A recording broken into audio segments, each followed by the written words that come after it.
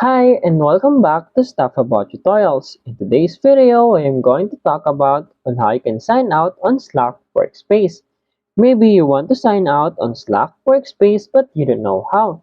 So in today's video, I am going to show you on how you can sign out on Slack Workspace. Check the video description and I will try to leave the written instructions. So without further ado, let's get into the video. First you need to do is to open your Slack application and log in with your Slack account. Once you open it, tap on this profile icon at the upper left corner of your screen. Once you tap on it, you will see your workspaces.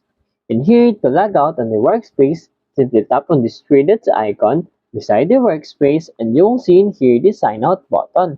Tap on this sign out. In here, as you can see, sign out of video workspace. And here, simply tap on this sign out button. As you can see, that workspace is already signed out. There you go. If you wanted to know on how you can sign out on your workspace on Slack, it is the easiest way I know how. If you know another way on how you can sign out on Slack workspace, leave a comment below. Also, be sure to subscribe for more videos.